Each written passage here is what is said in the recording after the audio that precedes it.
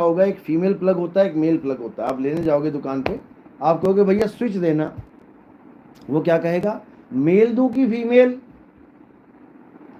Mail जिसमें वो डंडियां होती हैं, फीमेल जिसमें होल होता है केवल, वो मेल और फीमेल स्विच होता है। अब स्विच मेल और फीमेल है, लेकिन जो उसमें करंट फ्लो हो रहा है वो ना तो मेल है और ना फीमेल है। इसी प्रकार ये मेल फीमेल हमारे शरीर हैं, लेकिन जो शरीरों को चलाने वाली आत्मा है वो ना मेल है और ना फीमेल है, और दोनों में विराजमान है।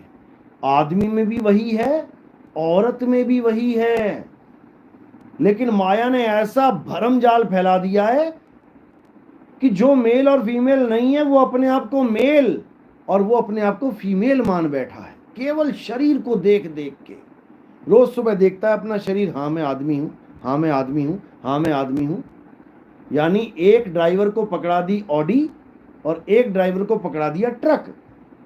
अब जो ड्राइवर रोज सुबह उठ के ट्रक को देख रहा है वो कह रहा है मैं तो ट्रक हूं, मैं तो ट्रक हूं, और जो ऑडी गाड़ी चला रहा है वो कह रहा है मैं तो ऑडी हूं, मैं तो ऑडी हूं, जबकि ना वो ट्रक ना वो ऑडी, दोनों ड्राइवर हैं। इसी प्रकार राम, कृष्ण, हनुमान, शेरा वाली माता, हम सबका एक स्वरूप है, आत्म स्वरूप है। जब हम काया रूप में आ जाते हैं तो हम अलग अलग अलग दिखाई देते हैं। आए एक ही घाट से, उतरे एक ही बाट, बीच में दुविधा पड़ गई, हो गए 12 बाट। कहते दुविधा किसकी पड़ी? ये काया की दुविधा पड़ गई। किसी ने भोले शंकर का रूप ले लिया, किसी ने शेरावाली माता का रूप ले लिया, किसी ने हनुमान जी का रूप ले लिया, सब अलग अलग अलग रूपों में विराजमान हो गए, लेकिन सब में ताकत एक है, उसी को आत्मा कहते हैं। तो कबीर साहब यही समझा रहे हैं, सब घट मेरा साइया, सूनी सेज ना कोय, और बलिहारी उस घट की, जिस घट प्रगट होए। बलिहार जाते हैं उस घट पे जहां पर वो आत्मज्ञान प्रकट हो जाता है, और जब आत्मज्ञान प्रकट हो जाता है तो ये दुविधा खत्म हो जाती है। तो क्या होता है, बर्तन सबके न्यारे न्यारे और पानी सब में एक। आपने सुराही में पानी रखा है, पतीले में पानी रखा है, कढ़ाई में पानी रख दिया, ग्लास में रख दिया, बोतल में रख दिया, सब में पानी है, लेकिन बर्तन सबके न्यारे न्यारे। बस इतना ही फर्क है। अब करना क्या है, अब पवित्र ज्ञान जो हमने ग्रहण किया है, अब उससे ऊपर उठना है। यानी हिंदुओं को देवी देवताओं से आगे बढ़ना है, मुसलमानों को नमाज से आगे बढ़ना है, ईसाइयों को प्रेयर से आगे बढ़ना है, सिखों को गुरु ग्रंथ साहब की गुरबाणी पढ़ने से आगे बढ़ना है। बढ़ के जाना कहाँ है? अपनी आत्मा को जानना है। इसीलिए कृष्ण जी ने द्वापर युग में ही देवी देवताओं की पूजा अपने धर्म से, हमारा कौन सा धर्म है? हिंदू। कौन सा धर्म है? सनातन। सनातन धर्म है हमारा। द्वापर युग में ही कृष्ण जी ने सनातन धर्म में से देवी देवताओं और उनकी पूजा को, हवन यज्ञों को बाहर कर दिया था, निकाल दिया था, कि आज के बाद सनातन धर्म में कोई भी देवी देवताओं की पूजा नहीं करेगा। ऐसा बोला था क्या कभी? झूठ तो नहीं बोल रहा मैं, बोला था क्या? याद है? कृष्ण लीला कितनी बार देखी है आपने, जय श्री कृष्णा सब देखा हुआ है। ऐसा कृष्ण जी बोल सकते हैं क्या? नहीं बोल सकते ना, क्योंकि आपको किसी ने बताया ही नहीं ये बात। ये बोला हुआ उन्होंने, लेकिन आपको नहीं बताया। क्यों? क्योंकि अगर आपको बता दिया तो मंदिर कौन आएगा? मंदिर नहीं आओगे तो पैसा कौन चढ़ाएगा? पैसा नहीं चढ़ाओगे तो मोबाइल मोटरसाइकिलें कौन आए, कहाँ से आएंगी पंडित जी के लड़के के पास? समझे? कृष्ण जी ने एक पहाड़ उठाया था। पहाड़ उठाया था कृष्ण जी ने उंगली पे। क्यों उठाया था? संजीवनी बूटी लेने गए थे क्या?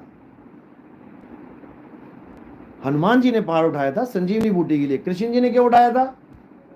हैं? क्या करने के लिए? हाँ हाँ, अरे क्यों उठाया था? बाढ़ आ गया था। बाढ़ कहां से आ गई? बाढ़ आ गई, पहली बार सुन रहा हूं मैं बाढ़ आ गई। कोई बाढ़ नहीं आई थी, हमें बताया ही नहीं गया, हमारे धर्म में ये समझाया ही नहीं गया, बस फोटो की पूजा करवा दी। आप जाओ प्रेम मंदिर, मेरे ख्याल से वहां पर एक कृष्ण जी की पूरी बनी हुई है, वो लाइटें लगी हुई है, देखते जाओ, माथा टेकते जाओ, पूछो मत कि ये क्या हुआ था। आपको बताते हैं क्या हुआ था। कृष्ण जी ने सारे गोकुल वासियों को मना कर दिया था कि आज के बाद कोई भी देवी देवताओं की पूजा, हवन यज्ञ, तीर्थों की पूजा, नदियों की पूजा, सारे जितने भी जप तप व्रत हैं, जितने भी पूजा पाठ A to Z सब खत्म कर दो, किसी देवी देवता की पूजा नहीं करनी। जैसे आपके मन में खलबली मच गई कि है ऐसा कैसे हो गया, ऐसी उनके मनों में भी हो गई खलबली कि ऐसा कैसे कह सकते हैं कृष्ण जी, हमारे पूर्वज युगों युगों से यही कुछ तो करते आ रहे हैं और आप कह रहे हो ये सब मना कर रहे हो, फिर हम करेंगे क्या? हम तो खाली हो गए, पूजा पाठ के नाम पे क्या रहा हमारे पास? बस खाए पिए और मर जाएं अंत में। ऐसा बिल्कुल नहीं करना था। तो कृष्ण जी ने क्या कहा, ठीक है अगर तुम्हारा मन विचलित है, नहीं मान रहा पूजा पाठ करने से, चलो ऐसा करो, तुम किसकी पूजा कर लो? गोवर्धन पर्वत की पूजा कर लो। अब लोग गए वहां, वो गोवर्धन पर्वत की पूजा 10 मिनट 15 मिनट करी, आ गए। कितनी पूजा करेंगे पर्वत की? कोई हवन यज्ञ थोड़ी नहीं है कि 5-5 घंटे चलेगा। अब कृष्ण जी को कहते हैं महाराज हो गई पूजा, अब क्या करें?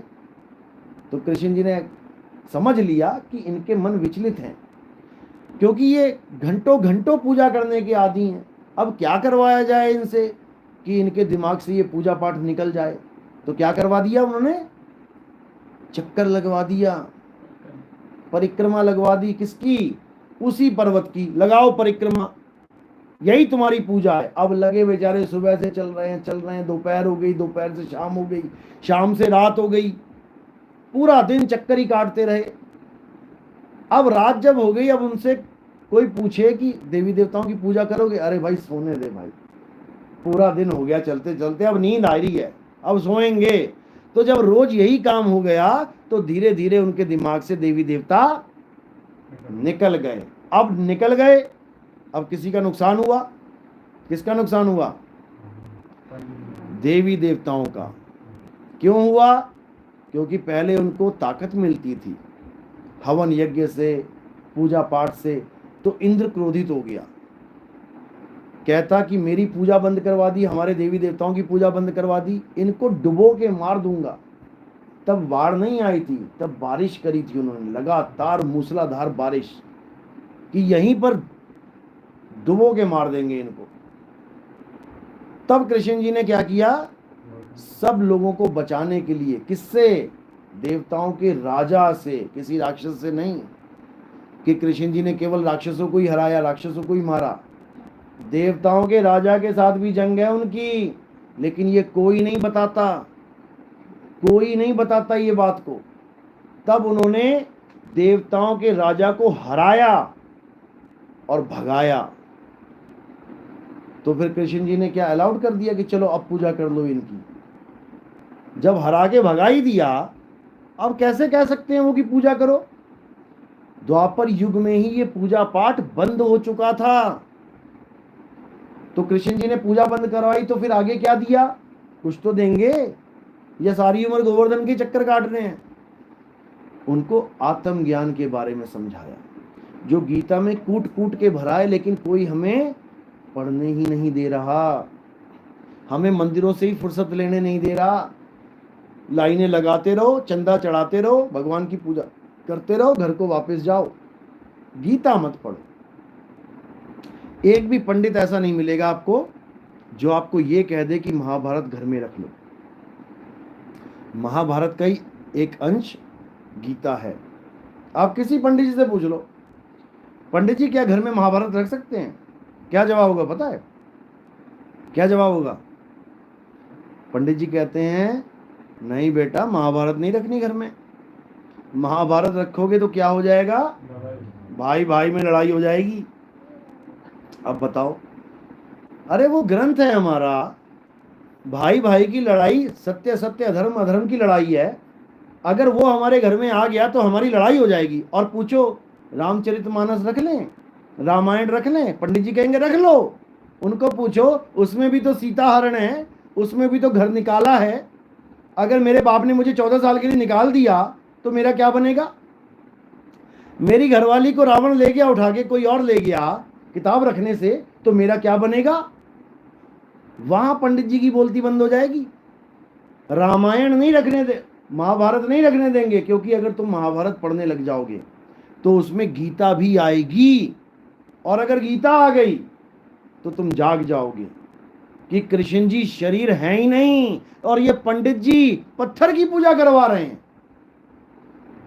कृष्ण जी कह रहे हैं मैं आत्मा हूं, अजन्मा हूं, नित्य हूं, शाश्वत हूं, मैं ही सत्य सनातन हूं, यानी आत्मा ही सनातन है। ये देवी देवताओं की पूजा सनातन नहीं है। ये तो बर्बाद कर दिया हमारे सनातन धर्म को।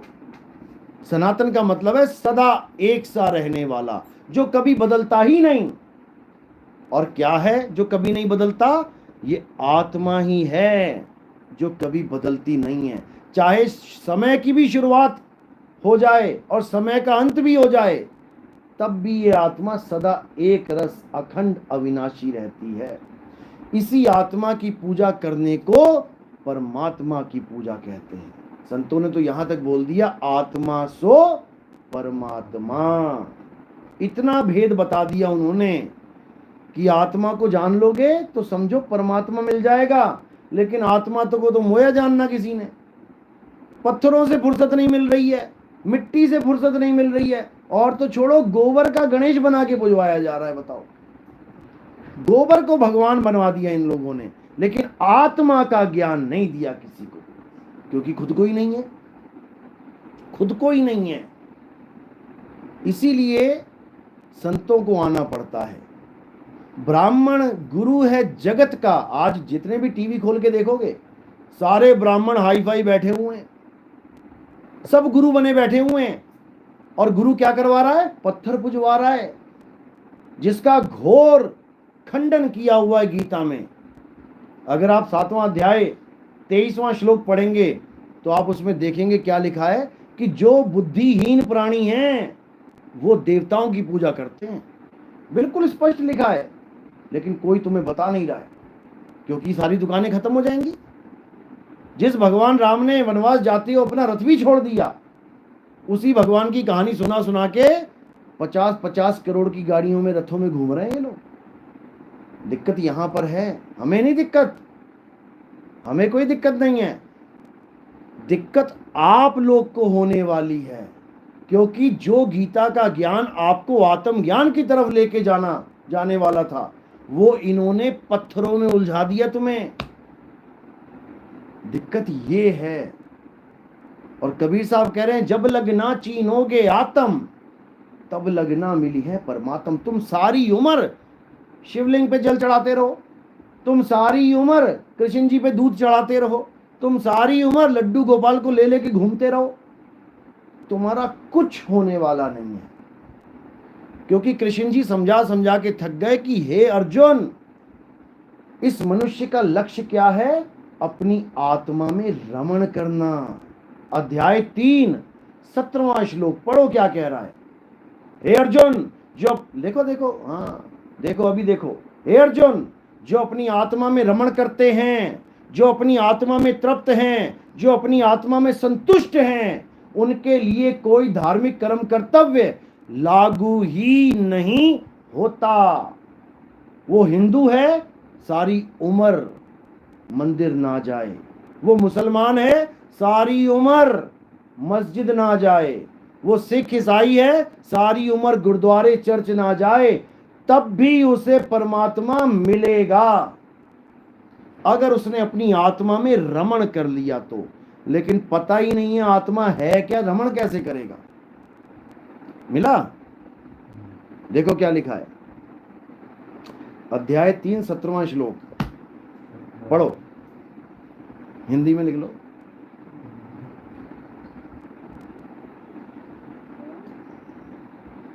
अध्याय 3 17 श्लोक।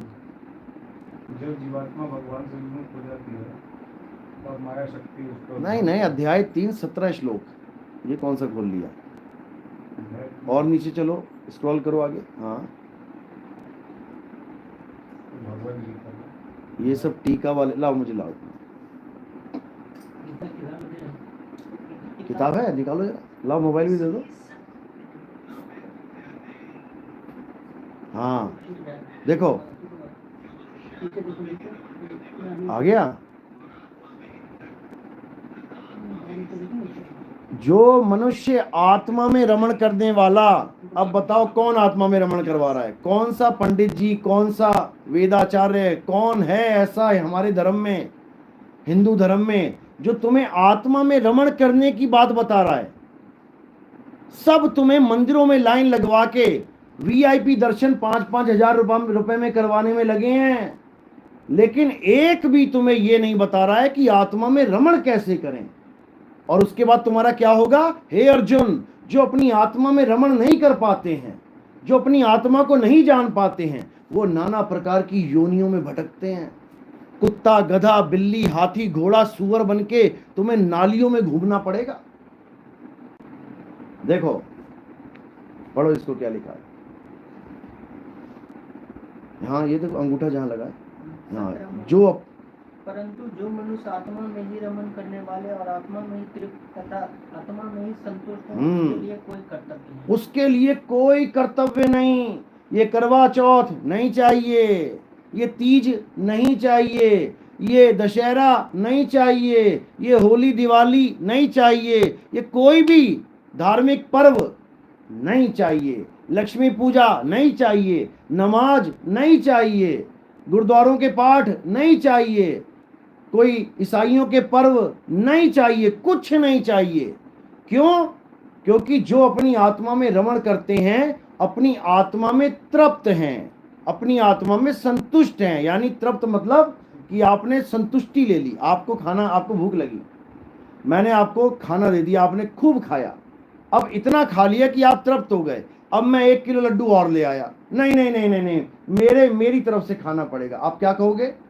भैया नहीं चाहिए, एक ले लो। अरे एक की भी जगह नहीं भैया, नहीं चाहिए, मैं तृप्त हो चुका हूं, इतनी सी भी चीज मुझे नहीं चाहिए, मुझे बख्श दो।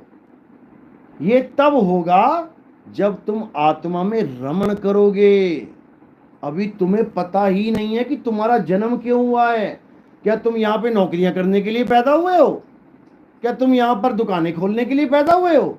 क्या तुम यहां पर रिक्शे चलाने के लिए, दवाइयां बेचने के लिए पैदा हुए हो? क्या तुम यहां पे मकान बनाने के लिए पैदा हुए हो कि 4 मंजिली बनाई और उसके बाद जयराम जी की चले गए, हो गया राम नाम सत्य? तुम यहां पैदा क्यों हुए हो तुम्हें यह भी नहीं पता। भगवान को पाना तो बहुत दूर की बात है, तुम्हें तो यह भी नहीं पता कि मैं इंसान जन्म में क्यों आया हूं, मुझे कुत्ता बिल्ली हाथी क्यों नहीं बना दिया। वो चींटी जा रही है, देखो, ये देखो, इसको इंसान क्यों नहीं बनाया, तुम्हें क्यों बना दिया? ऐसा नहीं कि ये इंसान नहीं थी, ये भी थी, लेकिन तुम्हारी तरह मूर्तियां पूज के, हवन यज्ञ करके बन बैठी चींटी। अब क्या करे बेचारा, कोई आएगी किसी के पैर के नीचे मर जाएगी। और ये मत सोचना कि केवल यही चींटी बनेगी जो आदमी अपना जीवन बर्बाद कर लेता है। बड़े बड़े ऋषि मुनियों को 84 में जाना पड़ा। एक ऐसा ऋषि था, सारी उम्र राम राम राम, हरे कृष्ण हरे राम, ओम नमः भगवते वासुदेवाय, सारे मंत्र जपता था, सारे वेदों का पाठ करता था। बूढ़ा हो गया तो उसने एक हिरण का बच्चा पाल लिया। अब हिरण का बच्चा पाल लिया, उसे खिलाए पिलाए खूब प्रेम हो गया उससे। अब उसे इतना अच्छा लगे कि 24 घंटे वही बच्चा याद है। अब एक दिन भजन में बैठा हुआ है और एकदम उसको बुलावा आ गया कि चलो भाई शरीर खाली करने का टाइम आ गया। अब उसको क्या याद आ रहा है? हिरण का बच्चा। अरे मैंने उसकी गांठ लगा रखी है गले में, कोई भेड़िया आएगा खा लेगा, कोई चीता आएगा खा लेगा, इसको खोल ही देता मैं कम से कम। कुछ बुरा सोचा क्या उसने? अच्छा ही सोचा किसी के लिए, लेकिन ये सोच की वजह से उसको हिरण का जन्म लेना पड़ गया। अब दौड़ रहा है, शेरों के आगे बचा रहा है अपनी जान, वो